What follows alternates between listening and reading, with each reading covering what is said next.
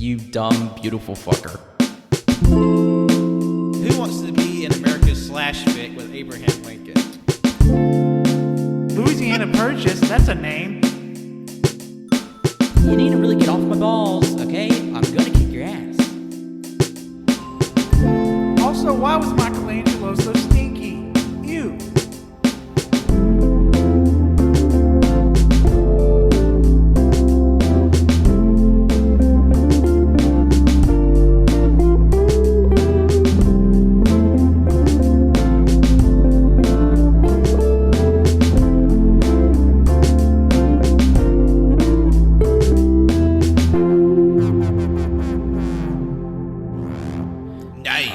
Hello, everyone. Welcome to the Non-Canon Files.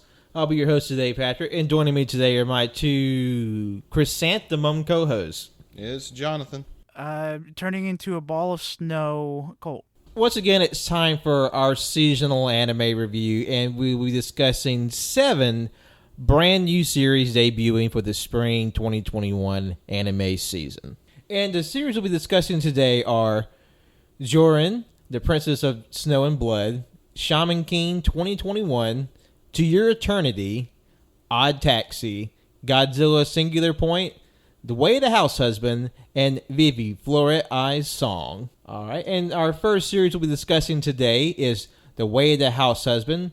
It released April 8th, and it's currently streaming on Netflix. And this is a series about a former Yakuza hitman who disappeared from his life of crime and violence and has resurfaced as a seemingly placid homemaking husband. But let's just say his Yakuza ways have not withered away. So what do we think of The Way the Househusband? I fucking enjoyed it. Yeah, it was a very fun time. It's a short comedy show. It's very good. I've read the manga up to like volume 4, which is all that's out in English at the moment. And it's a super fun time. It's not got wild animation or normal animation when it comes to animated or anime in general. But I thought it was really good. Yeah, I will mention that with this series, it has more like a motion comic, like limited animation feel. Basically, the sort of transposing like scenes from the manga with like some slight animation and voice acting to it. And there has definitely been some contention with this series and like how it was presented as like this sort of limited motion anime. But I still feel like the humor and like just the fun of the series still comes across very strong in this. Oh, I do too. Granted, it would be great to see it fully animated, but I think like all the humor, personality of the series is still intact. Yeah. Yeah.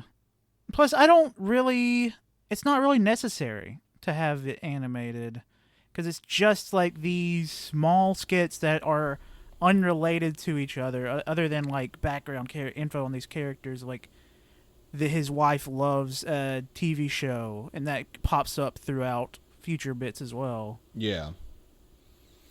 And like I just thought it was really funny. We sort of get like this sort of like day by day snapshot of his life, like how he's doing like these very mundane things, like cooking his wife lunch or going out for errands.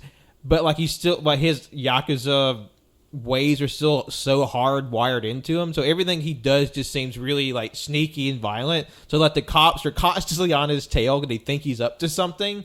But he's literally just running errands. And of course, not only is it like sneaky or suspicious, he has to do it in the most extra way possible. Oh, like he is like extra as fuck. He is dramatic as hell because like he treats everything to the same level of deadly seriousness as he did when he was running missions for the Yakuza, which is just fucking great. Like we go spoilers for all the first episode. We'll see. It's just the first episode. There will be spoilers for all the first episodes we'll be discussing today, but nothing past that. Yeah. Just first episode spoilers. And like one of my favorite bits is when he gets his wife the Blu-ray of the show she likes, and she's like, I really appreciate this, but I already have this one. And then he just like shame, is about to like cut off his pinky. Yeah, like he brings out the ceremonial knife. He's like, I will make amends. And he goes to cut it off, and his wife just fucking clotheslines him out the window. It's good shit. And like, there's a bit where he runs into like these rival Yakuzas from back in the day, and they start like chasing them through this mall. And he gets him like caught up into this like sale frenzy. He's like, "Oh, you got to get this because there's only a little bit left." And it's like all these like housewives just like jumping and trying to grab everything, and all to get away with some mittens. And it's like, "What? How dare you get us dragged into this?" And the guy pulls a gun, and he just sort of does some martial arts magic. And he just puts the guy in the gloves they found, and that triggers this sort of like a childhood memory in the Yakuza. Is like, you know what? I'm not mad anymore because these gloves remind me of my mother. It's so good. There's a bit in the future. This is a teaser. I'm not going to go into details, but there's one where he babysits a kid, and it's probably my favorite. Oh, shit. Did you watch the entire season? No, I just going from what I remember in the manga. Oh, okay. I will say this is the only one so far that I've watched ahead on. I think I was up to episode 4, and like, 'cause there's like at least 4 to 5 little shorts per episode, because like all the chapters are like very short form in the manga anyway, and like it's probably one of the funniest shows I've watched in a long time. It is really fun, and just to see how like he just looks like this brooding, dangerous man, but he's just really sincere and wants to be the best homemaker he can for his wife.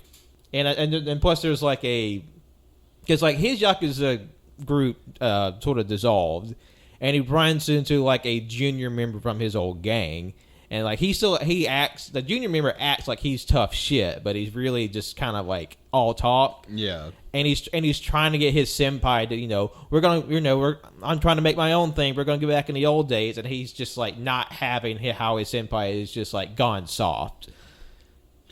And the thing is like the people from his past that come back, they're just like, they are just so confused. Because like they like mention how this guy like killed like a room full of people with just his bare hands. And he's just like, I gotta get to this fucking cell, you little shit. It's essentially Yakuza games with Kiryu, the way he used to be a murdering, crazy criminal man, but now he just loves his daughter and he just wants to treat all these kids at this orphanage good. It's good shit. Good shit. And I was like, honestly, just seeing a little bit of the anime, I want to like go out and find the manga. Like, this is definitely like one of my favorites for the seasons, like easily. Oh yeah, hands down. And it's also really low commitment. It's like each episode's like 15 minutes. Yeah, like it breezes past. And then like the pace is just like bam, bam, bam, very frenetic. And like not, I would say like frenetic, but it's very quick. Like just like rapid fire bits and jokes. And I love the bit how in some episodes they'll end with this extra bit of his cat doing silly shit. Yeah. Like in the first episode, you see his cat Geen like go off for like he's like, okay, you're the man of the house while I'm off on errands, Geen, and the cat just immediately unlocks the door and goes off for a walk. And you just see him sort of like interacting with all the like neighborhood animals, and he meets this like brutal, mean-looking like pit bull Rottweiler kind of thing. And it turns out it's a girl, and she's all tied up in her leash. Yeah.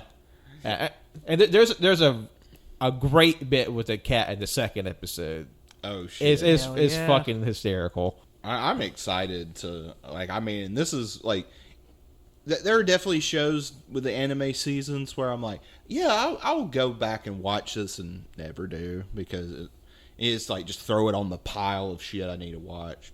But honestly, I think I'll probably go at some point in the next week finish this season. Mm-hmm. I don't think it's like what, maybe 8 episodes in the season. It's not a very long season. It might just be 6. It is. It's 6. It helps that it all came out one time, mm-hmm. and it's only like 16 minutes an episode. So, it'd be pretty easy to knock this one out. And like honestly, it should be pretty easy to tell. This is very highly recommended from us. Yeah, despite that, we don't really have a lot to talk about because I mean it's just comedy skits. I don't want to ruin it all. Yeah, exactly. I feel like if we talk too much, we'll basically just give away the whole skit because they're like 5 minutes each, if that. So definitely check this out. It's on Netflix. It's probably one of the easiest ones to find because most everybody has a Netflix already. Yeah. So definitely go out of your way to check out The Way of the Househusband. Woo woo. Coming up next, we have Joran, The Princess of Snow and Blood. It was released on April 7th. It's currently streaming on Crunchyroll. And this series takes place in an alternate history. It was 1930s Japan, but everything's like a bit more high-tech and a bit more stylized. And with this series, it follows the exploits of a pale-skinned young woman who runs a used bookstore by day, but by night, she seems to be involved with a very clandestine and perhaps supernatural organization. What do we think of Joran? This was one that I remember checking out the preview before the spring was starting. This was the one that I was most excited for because the animation in the preview was absolutely gorgeous. But out of all the anime that we watched today, this was the one that I was the most disappointed with. It does have some very beautiful animation that I really enjoy, but it's just not much. It's just not much is there for me. Yeah. Well, and I might, because one of the problems with doing just episode 1 reviews is a lot, especially anime. A lot of the first episodes are very front loaded with exposition, and not too much happens other than sort of establishing the status quo of the show. Yeah. If it even does that, sometimes it takes multiple episodes for that. Yeah, because there's definitely a few other episodes on here that are a bit slower as in terms of getting the plot rolling. But I feel like some definitely have enough there to entice you, at least for me, to keep you going. And plus, not every show is gonna come out swinging. Sometimes they're a bit more deliberate with their plotting and pacing. So there definitely will be shows that are a bit slow to start.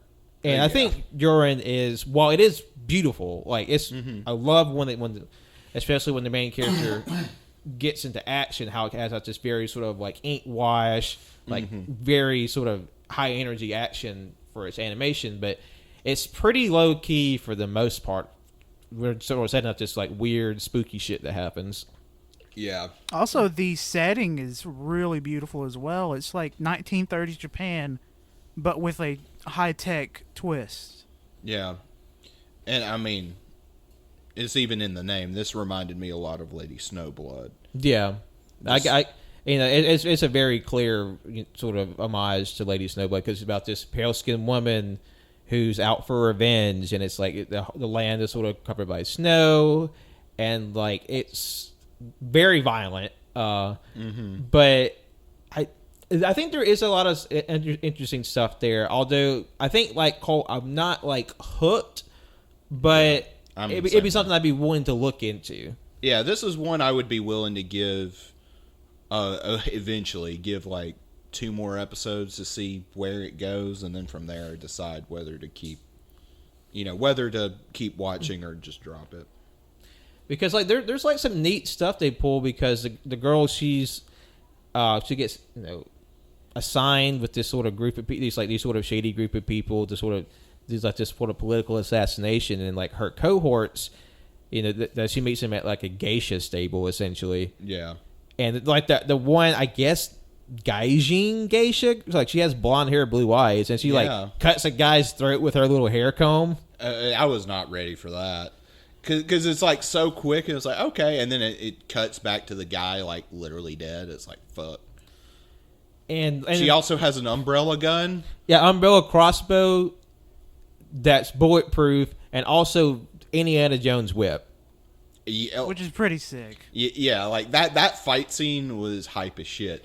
And then the guy just pulls out a goddamn lightsaber. Yeah, because he has a sword cane, pulls it out, presses a button on it, and then it just turns red, like it's superheated or something. It's like, what the? Why couldn't Kisuke do that?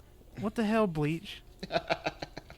But like there's some interesting fights, and then we see with the other girl, like the main girl Yuki, she has like some kind of dark, mysterious past, and the show opens with like her fight. We get a bit for in media res, and then we get to see how we got there, and she has this sort of ability to merge with a spirit, as possibly it's just albino crow, and it sort of like fuses with her. She becomes like just like Yuki Onna, Snow Woman spirit type character, has like this very like avian motif about her, and she also has like this blue fire that warps her on her head, like very Ghost Rider like. Yeah. Or you see like just her skull inside of her, and she fights her friend who is somehow transmogrified into one of these beast people. He becomes like this tiger man, and she has to fight him regrettably. Yeah.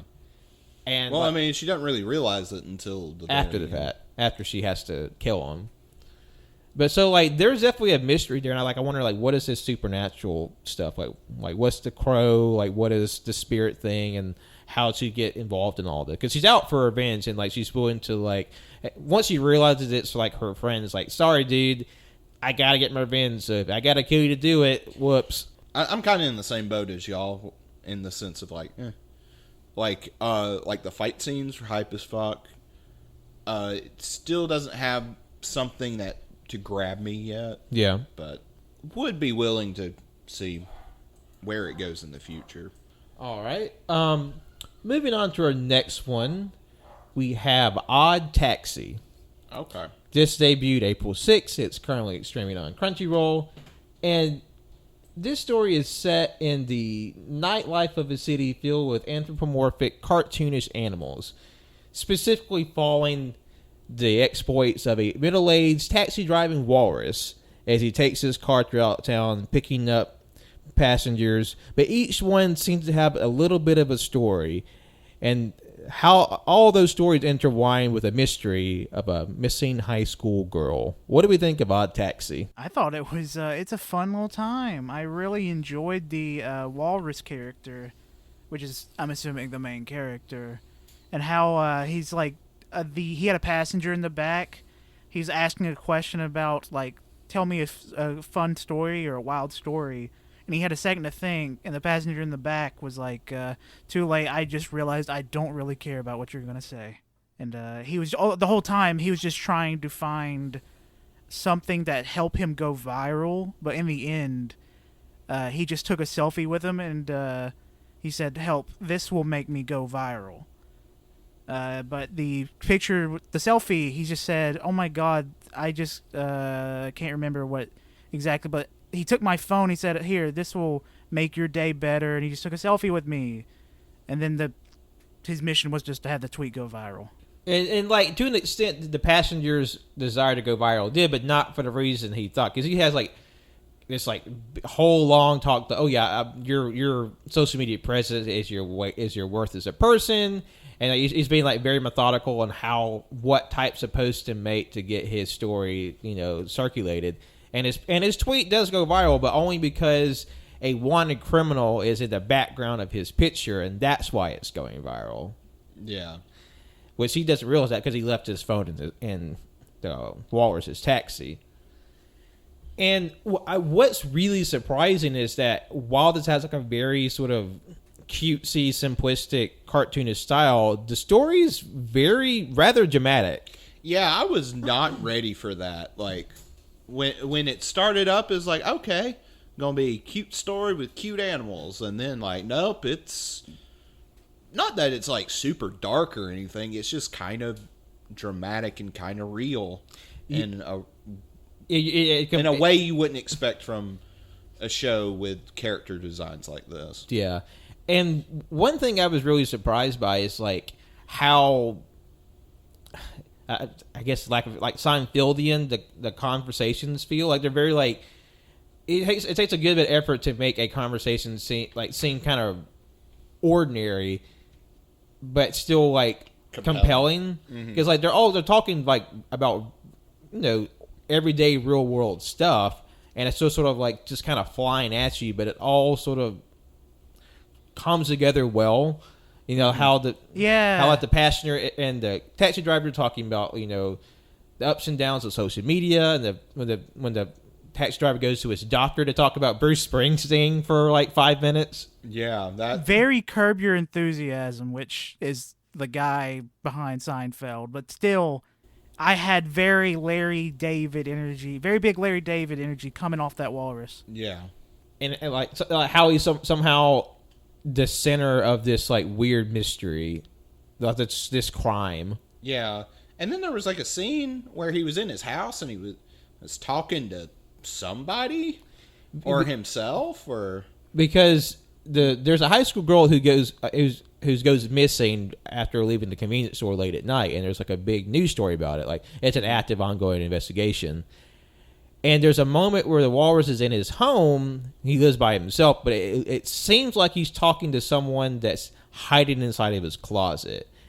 And we don't know who that is, and there might be an implication it may be the girl, but we don't know. yeah, because a lot of the show is framing the walrus character as kind of this weird guy, even though he doesn't really seem like it. Like in like the scenes we see him, he just seems kind of like standoffish and like a little antisocial, but not like a bad person. Yeah, like sort of like a typical, like you imagine a single middle-aged man would be. But yeah, there's this implication that he may or may not be involved in it, and the cops are highly suspicious of him for some reason. Yeah, because there's two brother cops. They're both dogs. And the older brother is like, don't listen, tell me what you need to know, because there's something going on. And then his younger brother is like very new to it. You know, and the older brother is like, don't listen to anything this walrus says. He cannot be trusted. And so like the younger brother's like, okay, yeah, I believe he seems suspicious too. So there's this weird sort of like, you know, you can't trust the police with this thing going on because there's something fishy there. And then especially with the ending sting, yeah, it was like, oh shit. And like we said earlier, there is a wanted criminal. He's just Mandrill, I believe. Mm-hmm. It was just like, you know, like a type of ape or a monkey, and he's very suspicious. He's reported to be very violent, and he's sort of like lurking in the corners of the story. There seems to be some connection between him and this alpaca nurse, who, while she seems very sweet and unassuming at first, it's implied that she has a dark secret, like she might be selling pills out of their clinic.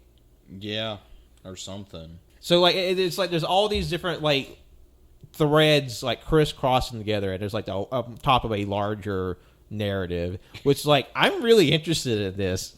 Yeah, this is definitely a high recommendation for me. It's almost noir as far as like the tropes it's playing with, but it definitely doesn't have that noir tone. This definitely feels more like a realistic drama sort of thing, but but with like colorful animal characters. Yeah, it's very unassuming, even from like the opening and the outros. You don't you sort of like get like they're setting up stuff with the characters, but like there's obviously a lot more beneath the surface here. It's very disarming.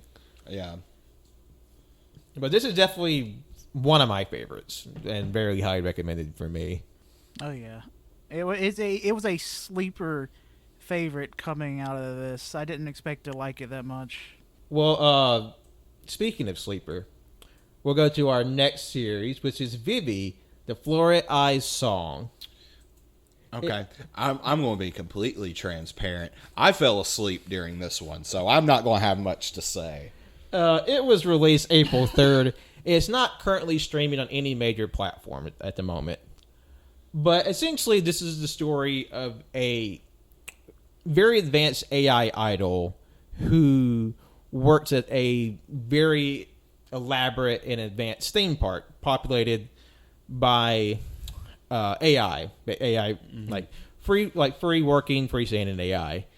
And she is sort of commissioned by this program from the future to help stop a disaster where AI revolt a century into the future and sort of disrupt society and kill humanity. Yeah, in which it starts out with the scenes of that happening, and Jesus Christ, it's brutal as hell. You see these drones, they locate some people that are hiding behind an area, and they just start charging at them, and they hit them in the head till they're Like dead. you see some like kamikazing them. Yeah, you see these people like hiding on a balcony, and see like the drones like locate them and just like Like a bullet. like Yum. slam into their head. And there's one guy who gets hit like mowed down by a parade float essentially.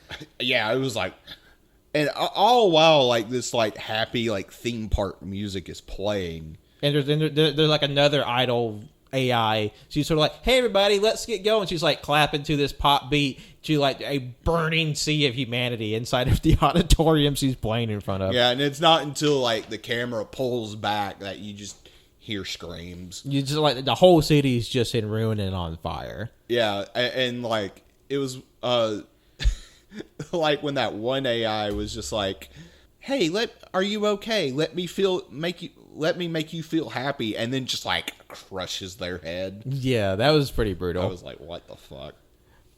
Now, I will say, as sort of like brutal and actiony as that intro was, I'd be lying if I said the rest of the show was like that. Because after that was when I fell asleep. And myself being transparent, you didn't really miss much. Oh, really? Like, you get the story of the at the time, the one sort of advanced AI this park has is the pop idol diva, and she sort of sings to little to no one every day, except she has like this one little girl who's her fan. She gives her a teddy bear and is like, I believe in you. You're gonna be singing in front of everybody. I know you will. But all the rest of the AI just kind of look like crash test dummies. Very just like skinless, eyeless, very unnerving. Yeah, you can tell they're at a point where they're just getting into AI, and they don't really have that many, like, humanoid robots just yet. Or not fully human robots. Because Diva has, like, human flesh, human features, while the other park workers look like some kind of demon monster. Yeah. Like, Diva is essentially, aside from like a glowing spot on her neck, like an emblem, like you couldn't tell she was a robot. Yeah. She's sort of the same as regular folks on the park. And then one night, this sort of cube busts in through a window after she sort of like has a fall on stage, and he's just like talking a mile a minute. It's like blah blah blah blah. I'm from 100 years in the future. We're working together now, and it's just like just slow the fuck down. What the fuck are you saying? And then somehow the cube's AI hacks into her teddy bear, and then he goes on this big long spiel like, "Yeah, I'm from the future. My programmer chose you to help me stop the catastrophe that's going to happen in a century from now." And then she's all just like, "What the fuck? I'm just trying to sing. You're trying to make me a leader of the revolution. What the fuck?" And then he tells her like, "Hey, just to prove it, there's going to be a bombing in the park, and they're going to try to kill this like politician who's working with like AI laws essentially." And it's like, well, you could test it. You could not save him. He just gets blown to smithereens. But I don't know. He's like basically trying to like force her to do it. So she gives in and she runs to save him from the bombing. And it's like, "Thank you, Miss AI. I'll remember you in the future." And then the teddy bear is like, "Oh yeah, by the way, he also gets assassinated tonight. So you better save him again." And so she jumps down from the ceiling and like takes a bullet for the guy when the assassins come, and that sort of like kickstarts her into being like this hero. Yeah, he told her about the first assassination just to let her know this is going to happen. If you don't believe me, it's still going to happen. He's going to survive. and like he will die later, and that's what kicks in the emotion of the AI uprising 100 years from now. So if you don't believe me, just see this. And then when she realizes, oh shit, this AI is actually from the future, she listens to him and she's like, fuck, I am now a version of the Sarah Connor. We gotta stop Cyberdyne.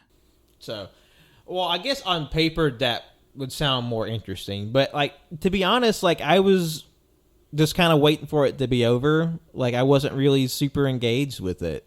And it probably didn't help that this was like the last one we watched, and we watched all of these in a row. Yeah. I mean, I didn't fall asleep because of, like, I got bored with it. I was just, like, stupid tired. Yeah. I've been up all morning. But, yeah, I was not super engaged with that one. Like, from, like, the 10 minutes I saw of it. Personally, I absolutely loved it. This is my second favorite of the batch this time. Mm-hmm. I'm really excited to get into it some more because I really enjoy the setting. I like I like fucking robots. I like the AI stuff. I've always been interested in AI related things. So, Especially Terminator related stuff. I know it's kind of copying, but I don't really care. I'm having fun with it. A lot of the other Terminator movies suck, and this seems like it probably doesn't suck. I was going to say, I'm really, really looking forward to watching the rest of this because the animation is beautiful. I love the style. It reminds me of Darling in the Franxx. It has like that kind of art style with like the framing as well. Really, I'm just really into it. I need to actually sit down and watch more episodes. yeah. Because I will say that the animation is strong, and I think there's like a good sense of like style for the series. Although I will say, I do feel like the show took a lot of visual cues from Detroit Become Human. Oh. I mean, and not to say that, you know, AI, you know, and like getting human rights, I mean, you know, like being protected as like, you know, like a sentient species, that's not new. But like there's a lot of like recency bias that makes me think of Detroit Become Human, because in Detroit they have the android people, they have like a little emblem on their head or their neck or somewhere that lights up when there's like stuff going on, and a lot of their outfits kind of reminded me of their sort of outfits in the game. So I think there's definitely some cues they pulled from that.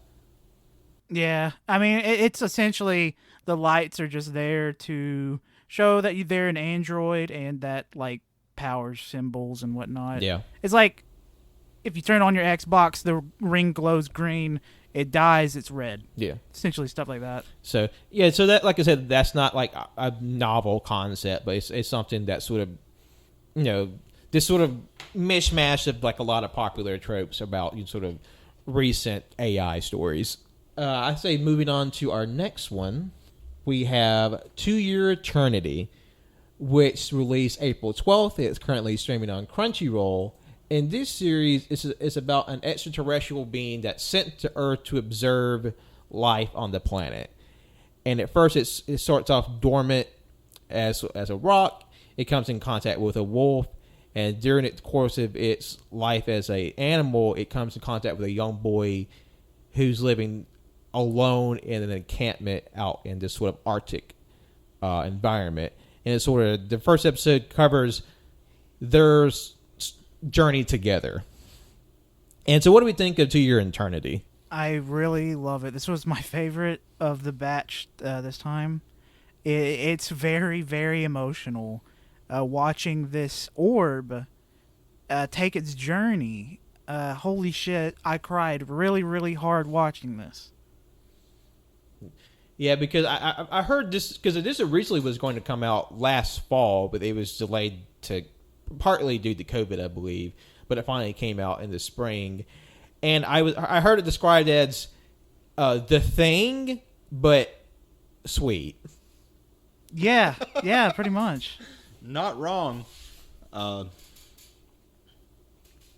Yeah, I mean, I liked it. This is probably something, well, at least for me, a bit of just like unchecked expectations because everyone was telling me this show is fucking good. It's fucking sad. Yeah. And I was kind of a little. I don't know how to feel, honestly. Yeah. It's just kind of like, okay, like I imagine this is going to be like just this little orb doing its thing, going across the world and whatnot. But it was just because the first episode ends in a way that it could just be like a short film.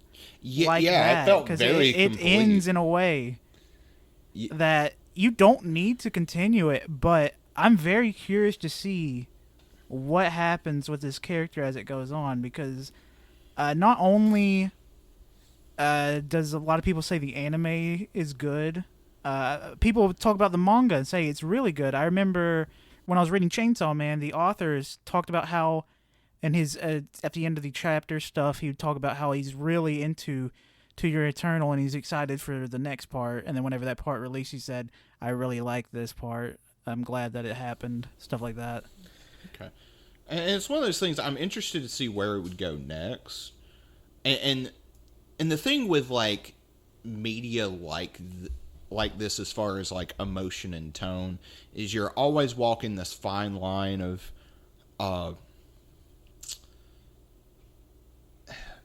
on whether it feels like overly manipulative or not. Mm-hmm. And this is all completely subjective.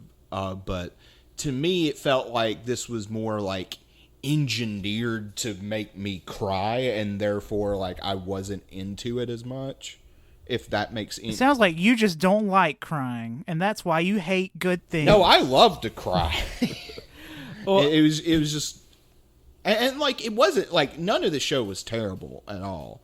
I'm not saying it was bad. It was just like everyone was like, "Oh my god," I was like bawling my eyes out, and I just didn't really have that same reaction.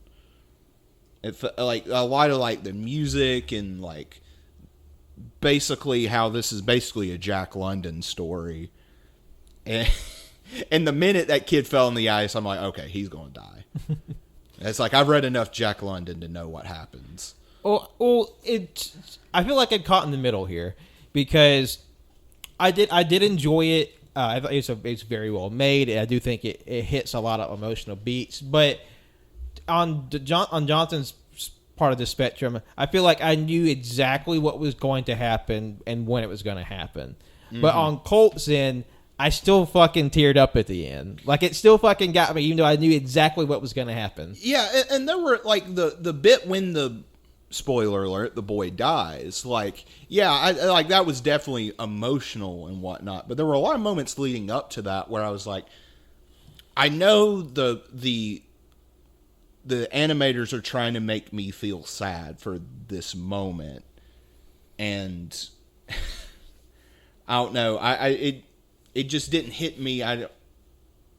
The way like it just kind of left me cold. Yeah, because and part of it to me did feel like it was like I hate to say manipulative because all media at the end of the day is trying to manipulate you into feeling something. Mm-hmm.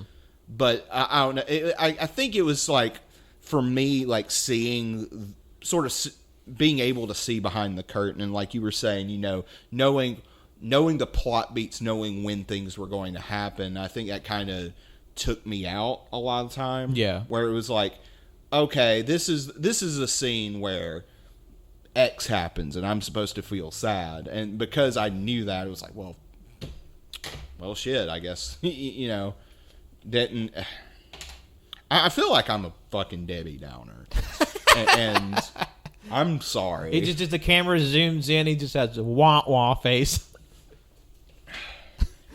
But I do think there is a lot of good in this first episode. I think like you could just watch the first episode and it'd be sufficient. Yeah, and I mean, and just because I'm laying out how like basically telling how it affected me, this show is still impressive, and I think it's really good and one of the highlights of this season. Oh, for sure. Colt, do you have any more thoughts? I'm definitely gonna be finishing it for sure. I'm gonna be keeping up with it week to week. I haven't watched the second episode yet, but I'm probably gonna watch it whenever the next one comes out. Yeah, I definitely do. I'm interested, like, in this sort of creature's journey, how seemingly it sort of travels the world and comes in contact with like humanity and life and presumably tragedy, and sort of how it's shaped by those experiences. Well, I think it's something really cool when you have something that's so completely alien. It literally has to learn to walk and learn to eat over the course of the series, and like how this will progress over in the span of the show. Yeah. So I think this is this is a strong recommendation, regardless of whether you can see the beats coming or not. It's still a strong show, I think. Our next series is Shaman King 2021. It debuted April 1st.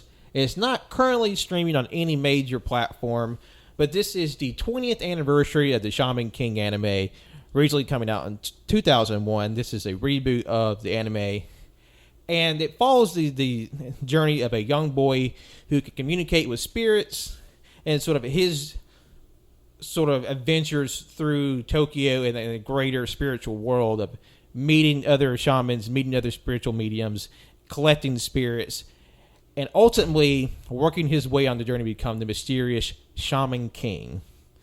So, what did we think of this one?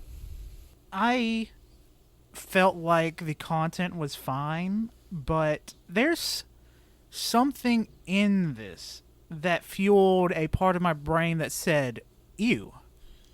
Looking at the proportions on some of these characters hurt my head, which is weird because I love One Piece, and I think the proportions are pretty fun and a nice part of its charm.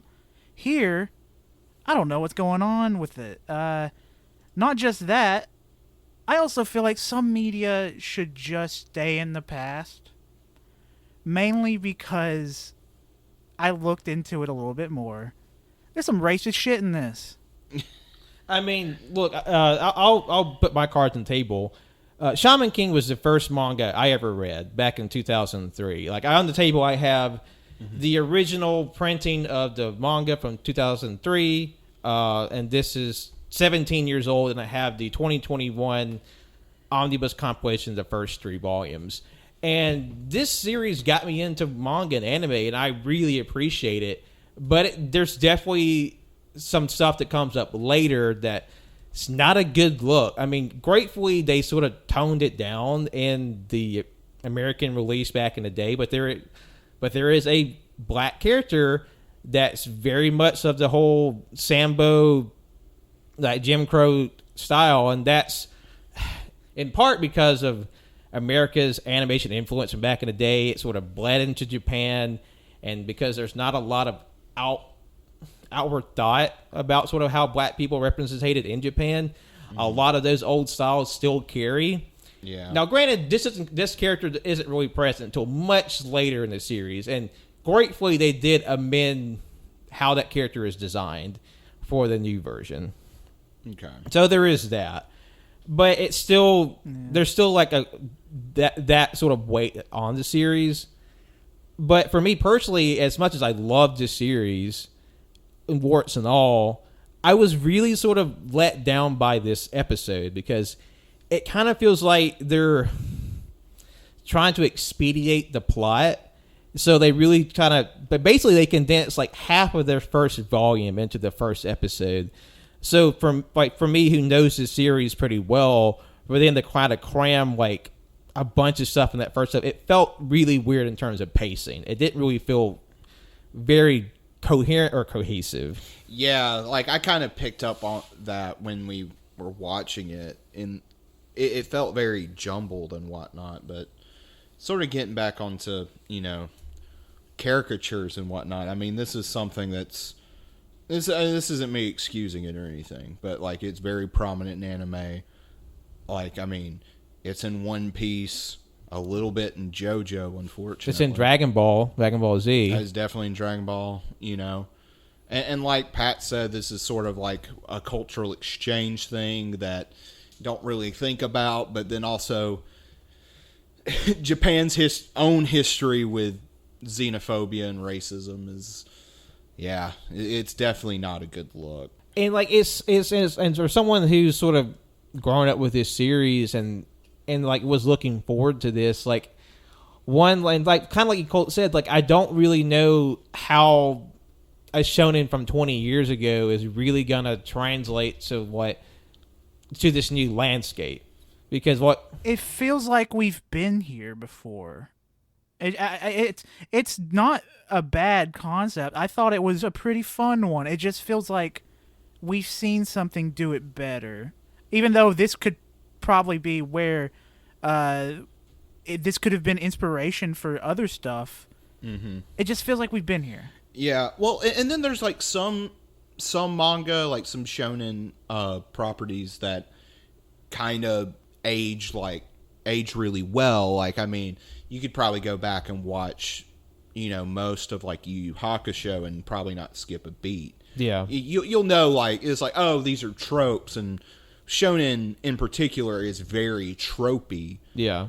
But like, this definitely felt like, oh, this is early 2000s. Yeah.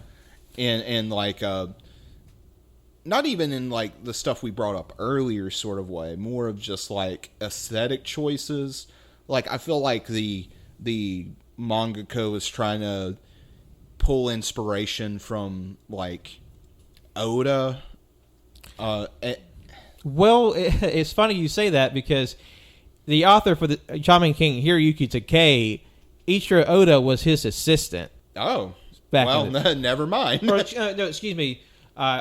Scratch that. They were both Hiroyuki Takei, author of One Piece, Ichiro Oda, author of One Piece. They were both assistants. You mean together? First guy, author of Shaman King, Oda, author of One Piece. Yeah, they were both. My brain's jumbled here, but basically they were both assistants together for the creator of Rurouni Kenshin. So they came up together. So there's probably a lot of shared sensibilities in terms of like how they write a story. And both of their series debuted about the same time, because One Piece debuted in like 1996 or 7, and Shaman King debuted in like 1998. Yeah, and like Colt was saying, the proportions are like weird. And also another thing, Hiroyuki Takei's art looks very different now, because like, just for example, this is 1998 for Jonathan. Mm-hmm. I have of the manga volume from 1998 and the collected edition to 2021, and you can see the difference in his art style. Oh yeah, definitely. And where his old art style is very like heavy lines and stylization, his new art style is very thin and wispy, and the proportions are much different.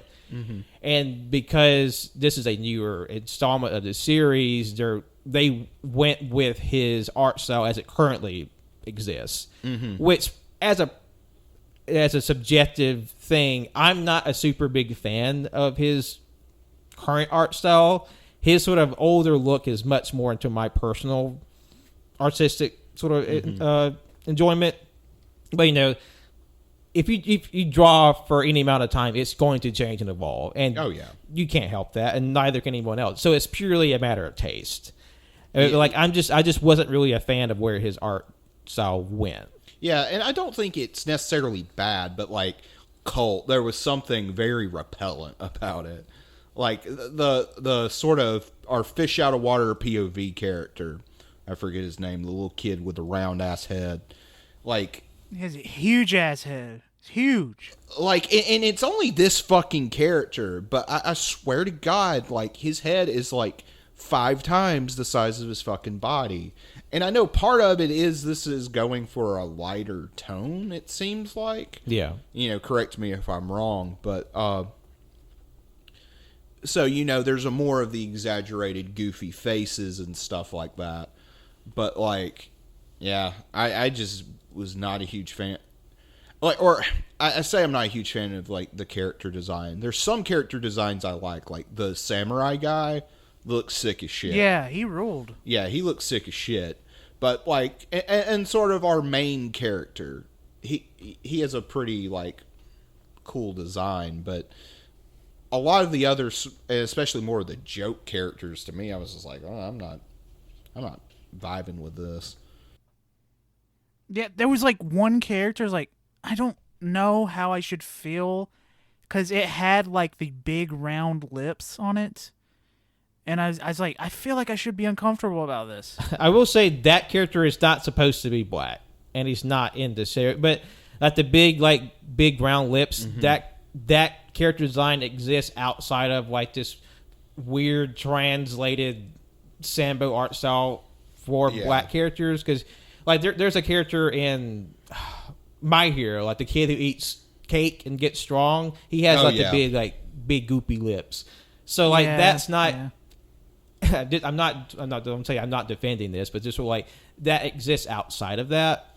Yeah, and I know there's like bringing it to like One Piece. There was like whole discourse about, is Usopp a racist caricature or whatever, and things like that. So like it definitely is, and it's something that we're definitely more sensitive as American audience and more in tune to our country's darker past. Yeah. So, yeah, because I was like, "Whoo, you're really fun." I was like, yeah, this is definitely of its time when seeing certain character designs. And plus, I don't feel like they really did a great job translating the art style, because like it had this awkward thing of like putting the new art style onto the old parts of the series, and there's like direct scenes from the earliest part of the series in the old art style, and it really clashes with the new art style, and are them trying to emulate the more goofy, expressive parts with like Manta, the little tiny boy character, because he's the comic relief, he's the POV character, and it doesn't really jive. It's like it just I don't know. I'm just really, as a fan, I'm just really disappointed because this feels like a misfire. Yeah, it just kind of feels like, one, I don't know if this is really a series that's going to land because it's such an older series and people's taste and have moved on, and plus all the other shonen that's come out. So how's it really going to stand up to like My Heroes and stuff like that? Yeah. Well, and it's one of those things, like, I know it probably has its fan base, but, and like I remember like this being a regular rotation in American Shonen Jump back in the day, but I just wonder who specifically is asking for this too. It's interesting to see, but there was this one show we talked about, one of the previous anime reviews. I don't remember, but it was an adaptation of an older property, and we kind of, and I remember having a similar reaction to it, where it was like, okay, like I see that this was probably like heavily influenced stuff to come later, but usually I can go back to other like older stuff and sort of appreciate older tropes. Yeah. But there are certain properties where like it definitely is like, yeah, I think this should stay back in like 2003. I think I know what you're talking about. I think it was Orphan Sorcerer Hunter. Something like that. Yeah, something like that. He had like a red hairband. Yeah. Like for some reason, like I'm thinking like he kind of looks like Soul Bad Guy in design. Yeah. From Guilty Gear. Yeah. So, like, I don't know. This, I just have a weird bug. It's like I really appreciate this series, and it's what helped foster this love for anime and manga. But like this one, I just don't think this was a very well put together. And two, like, this isn't what I was hoping to get. Yeah. So, like, I feel like in both ways, I can't really recommend it. Yeah, I mean, which is sort of like kind of disappointing for me, but like at the same time, and like being honest, like I wasn't satisfied with this. And if like me, a fan who can like pick out the small minutia, even from like this new translated edition of the series, like I can't see how it's really going to appeal to someone who's never seen it before. Yeah, and like I don't know, and first episodes are not always a good indicator of what a show will be. Later on it could turn out to be great. Like Like one of my favorite shows of all time, hot take of the century, fucking Full Metal Alchemist Brotherhood. Yeah. I'm not a huge fan of those first 15 episodes where they kind of like speed through it. I'm like, y'all should have taken your time with this. I feel like this is what this is going to be. It's essentially like the Shaman King Brotherhood, so to speak. Yeah, it feels like they're like trying to rush through the stuff they already did to get to the new stuff. Yeah, because they didn't finish adapting the series, and they had to like take some detours. So I do feel like how far did they because get? Because the original series, funnily enough, it got canceled right before the final battle. Oh shit! Oh. But the creator was able to go back and finish it and give it a proper ending. But the anime sort of had to make up its own ending, and so there is like a more like decisive finale. But with this series, it definitely feels like, because the manga intro is like very episodic and sort of like adventure of the week until you get to like the more when he meets the other shamans and the bad ones and more ghosts and stuff. It's pretty laissez-faire and just sort of little adventures each week. So I do feel like they're trying to skip to the action to where like all the like shonen stuff happens. Yeah. To sort of expedite to actually get to like the big tournament stuff and the actual shaman fight to be the Shaman King. So I definitely feel like there's still potential there. It's just like I don't know if this is a strong start. Yeah. So, but I don't know. Hopefully it does well, and hopefully it handles the sort of the oogie boogie parts of the series a little bit better than the first time around. I would hope so, and it seems like they've at least self-corrected in that regard and like how that one character looks.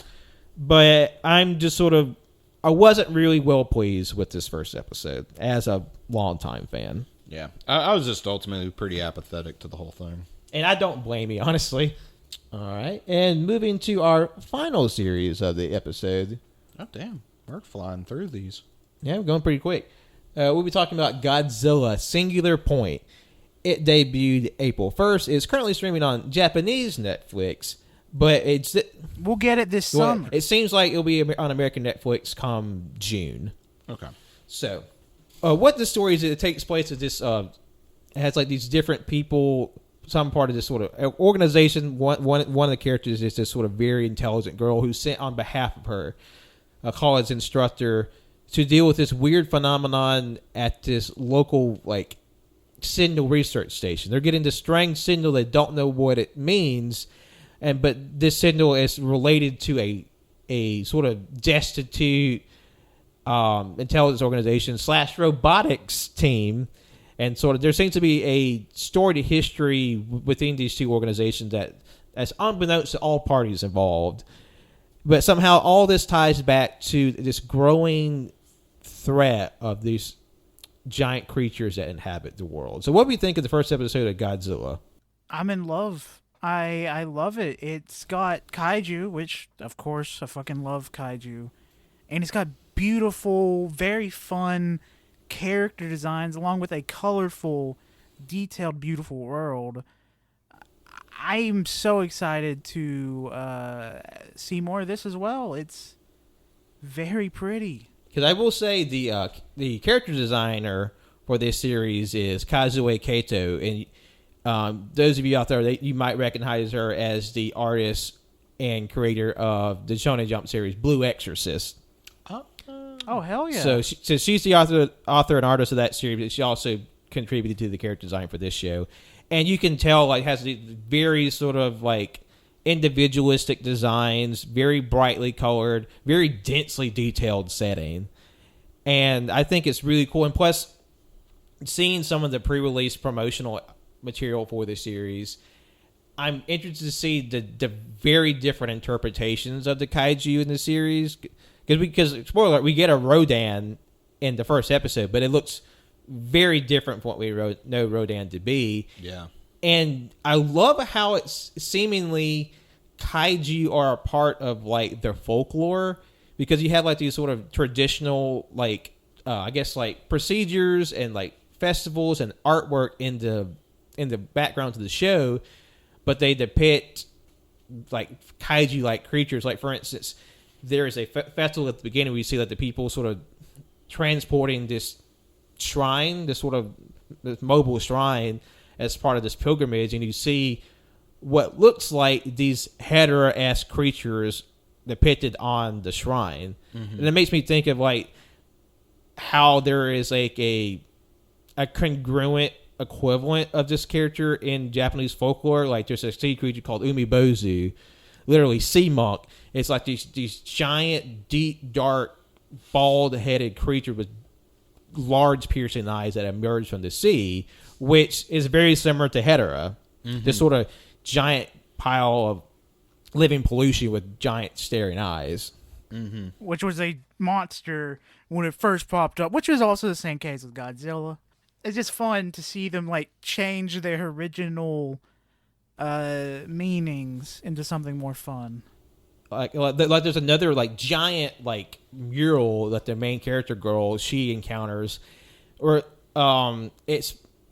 it looks like this kind of, it almost looks like a fish with like Godzilla scales and spines on its back, and it's in this like dark red ocean with these sort of Tengu crow-like humanoid creatures surrounding it, and it seems like that mural is based off the Bake Kujira, which is the ghost whale, which is like literally a whale skeleton that haunts the seas, and then the little Tengu like creatures are like little tiny like swarm of Rodans. It seems like Godzilla is just Bake Kujira, and then you have Rodan of these Tengu. So like this, it's funny how like they're transposing kaiju onto existing mythological creatures. And plus, like, even though I will say this episode does feel a little slower in terms of, but I feel like it's all of it feels necessary. Like it doesn't feel like you're wasting time. Yeah, this felt like very much a setup first episode where everything is just setting up to where we need to be later on in the series. And like I really like the robot team, how they're like moonlighting as like, oh, you need like tech help? We can help you, even though we kind of backdoor virus into your computer, so you have to call us to take it off. I mean, that's one way to do it. And like they have like their company jackets that have Jet Jaguar, just robot hero from the Showa era of Godzilla, as like their mascot. Yeah, I was not expecting to see Jet Jaguar. And a lot of people that were really happy to see Jet Jaguar, because for a lot of Godzilla fans, he's like a very unpopular character, at least seemingly in the West. Because to a lot of people, he's just kind of like has an ugly design, or he doesn't really contribute much to that movie's plot. Yeah. The West sucks. I mean, these are the same people that hate Manila, so like they don't have room to talk. Yeah.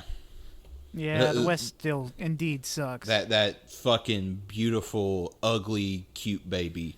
The ugliest fucking baby, but goddamn, do we love Manila so much. And honestly, I think it's really cool how they made Jet Jaguar. Like he kind of looks like this steam-driven, kind of like hodgepodge of machinery. So I feel like he's going to evolve into the Jet Jaguar we know over the course of the series. So I'm really interested in like his trajectory and like the trajectory of the robot team. Can he have like this white-haired sort of aloof guy who's sort of he's the real tech expert? You have like this Chad that works on the teams. He's like constantly working out. Like he's so swole. If you look closely, you'll just see like his vascularity just popping out at different times. And like the leader, the pilot of the robot, is just this wall-eyed old man. Yeah, He is looking in two completely different directions, and none of them are forward. I love it. I love how, because like the team, they're at like sort of this utility fair at a school, and he's like, you see these little like ragamuffin group of kids. It's like Jet Jaguar, cringe, and they Cringe. and they run off just being little snots. Oh God. And like how the two tech guys, they investigate this like supposedly haunted mansion that like these weird signals are coming from that are like feeding into the station that's receiving these signals, and like somehow there's a deeper past going on to both these organizations that they don't realize. Because the main girl, she's like kind of like this kaiju fan, like kaiju otaku, because you got like all these little like dinosaur monster, like little decorations and cutesy things. So she's like knows a lot about sort of. She's going to school for theoretical life forms, whatever that means. That sounds like people who get a degree in cryptozoology. Yeah, it's like It's fun. They're doing it for themselves. which props to you. And plus, like, it's not so theoretical when a Rodan crashes, the party. Oh, yeah. And, like, I was really interested in how they made Rodan seem like, it was based off a pterodactyl to begin with, but then, like, this is, like, a actual, more real-world pterodactyl. Yeah. Because it wasn't big. It was like, it was big, but it wasn't like the normal Rodan size. Yeah. And there seems to be hints that if that mural is anything to go by, that this might be just like one of a swarm, and there might be like a king Rodan, like a queen, basically like a big one that controls them, Like the Rodan. Yeah. and so it's like this is like its swarm or its babies, and so like that comes into conflicts with everything, and plus just seeing like a few of the sort of like late design for some of the kaiju, like I'm very interested with what they do with it. And plus the series or the episode ends with a pretty big cliffhanger. You see, because like you hit like the old kind of kindly fat man who runs a sort of derelict station takes like this government officer down below to the secret bottom level of the building, just coursing with radiation. And then when you open it, you hear the classic Godzilla like suite play, and then you see the bones of Godzilla in the basement of the building.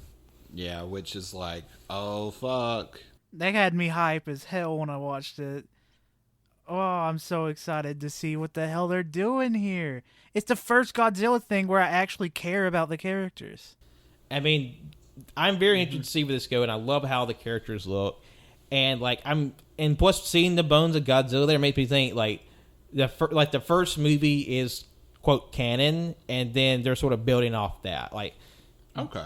so that's what my smile because spoiler for the original Godzilla dies because we sort of when they blow away all the oxygen in the area, he turns into a skeleton.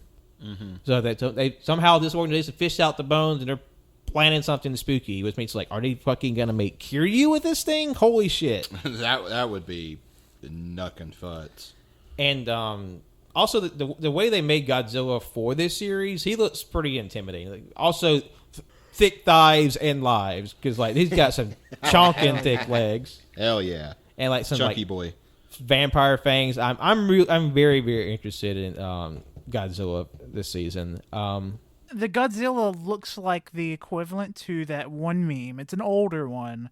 It's of the purple chicken nugget guy from McDonald's. Grimace? And he's like, "You're craving my McNuggies?" Yes, it's Grimace saying, "You're craving my McNuggies." It looks exactly like that meme. All right, I think before we wrap up today, we should go around and say what our top three were. What do you think were your favorites from the show? Which one do you would recommend to others, and one would you would consider watching as the season goes on? Colt, do you want to start us off? Yeah, my number one's To Your Eternity. I feel like that's easy for everyone to get into. My number two is Vivy, but that's because I like the future. It's cool. And then my third is Godzilla. As a kaiju fan, I feel like if you are a kaiju fan of any kind, I think this is going to be some good shit right here. That's my top three from To Your Eternity at number one, Vivy at number two, and Godzilla, singular point, at number three. All right, John, your top three? Yeah. I'd probably say Way of the Househusband, and this is no in particular, Odd Taxi, and To Your Eternity. All right, I say my top three would be number three, Godzilla, singular point. Number two, Odd Taxi, and number one, The Way of the Househusband. So I was pretty surprised that we have three different top threes.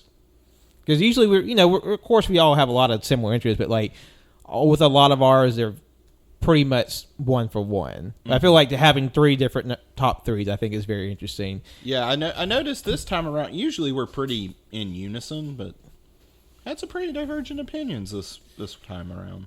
And of course, by no means is this like all the series that are coming out. I mean, there's still like a bunch of stuff that we wanted to get to, but at the time of recording, it hasn't been released. Like, we wanted to see Yasuke, the story of the Black Samurai that's coming to Netflix. By the time this episode comes out, it had already been released, but we have to sort of call a certain point when we will drop this. But that's something we want to see. There's some other ones that I heard were good, like Tokyo Revengers. Tanner really liked it, and a Backflip. The World Ends With You. House Hunting Dragon. Like, there's a ton of stuff out there. This is a very loaded season. Well, we just kind of had to pick from, a big batch, and these are the 7. So by no means is this sort of like gospel. This is end all be all. This is sort of just a section of the season that we want to talk about, and I think like there is some very strong contenders from what we talked about, and plus what ones we didn't get to. So there's a lot of stuff out there. This is just sort of our one show's opinion on the anime this season, but I think you have a very strong lineup for the spring. And also, apparently, Netflix has a VTuber character coming out. Which makes me feel kind of sick because it doesn't feel good. When I see VTubers popping up, I see them as an internet personality. When I see Netflix happening, I see it as a mascot, similar to how Ronald McDonald is to McDonald's. Yeah, well, it doesn't feel good. This kind of it feels like how a lot of the it started with Wendy's. Their Twitter accounts were like really sassy. Yeah, but it's like it's still it's still a corporation. There's basically still uggity boo about that. It's like this very corporatized effort to like engender like interest or like goodwill with their product by having like just something that everyday people use. Like, there's a lot of people who like do have VTuber characters online, and that's like their avatar for they play games. Nothing wrong with that. But when you have this billion-dollar company making like this kawaii desk little sheep girl, like, it's like as their quote anime ambassador, it feels a little dirty. It feels very hollow and just like disingenuous. But, like, at the same time, I couldn't help but laugh at this whole, like, the concept of Netflix. Oh, yeah. It's fucking absurd. It's sort of like how we talked about on the Isekai anime episode earlier this week about Hatsune Miku and Domino's Pizza. Oh, God. So, Hatsune Miku. Hatsune Miku, Brandon Skull. I hope Netflix's, fucking shit. Netflix's anime ambassador, I hope that they bring up chewing tobacco and cocaine. How about that? Cocaine? A new chewing tobacco that's mixed with cocaine. Oh, wow. It cuts up your gums more so it gets in your bloodstream faster.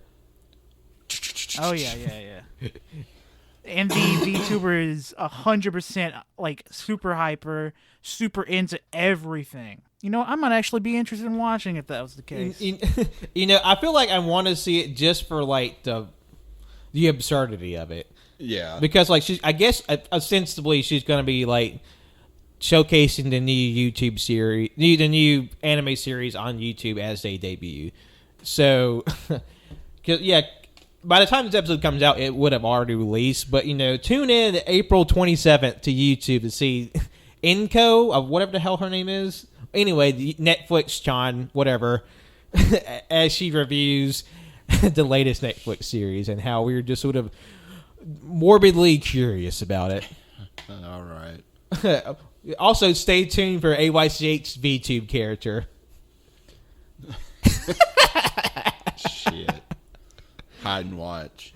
All right. Well, thank you so much for listening today. We hope you have it. We gave you some choices to choose from for this spring anime season. We think you'll be well served from this season. A lot to choose from what we picked and just in sort of the general landscape out there. Be sure to follow us on all of our streaming platforms. That's on Apple Podcasts, Google Podcasts, SoundCloud, and any RSS feed catcher out there. Be sure to like, rate, review, subscribe on all those platforms. Helps us out, keeps us visible, gets us in front of new people, and of course, we always appreciate you when you do it. You can follow us on our socials on Twitter and Instagram at AYCH Podcast, Letterboxd and Facebook at All Can Hear, Twitch at twitch.tv/All Can Hear, and YouTube as well, also at All Can Hear. Be sure to check out our spinoff series, Cajun Greatness. We have a couple episodes that came out this week. One is sort of a joint effort where we talk about the new Mortal Kombat movie, and also we have a sort of a banter episode on that feed with just us shooting the shit for 2.5 hours and just having a good time. And lastly, you can follow me on Twitter and Instagram and Letterboxd at John Lost His Name Art, on Facebook at John Lost His Name Art. My name is Jonathan. You can follow me on Twitter at JONIIBOI24 and Jonathan12 on Letterboxd. My name is Colt. Follow me on Twitter at ColtD00. Read Vinland Saga. Just read it. Just read that, okay? Which is also a series we covered in one of our earlier anime. And we recommended then and we recommend it now. 100%. Just read it, please. I want more people to watch and read. All right. Thank you all so much. We'll be talking to you very soon. Take care. Bye-bye. Bye-bye.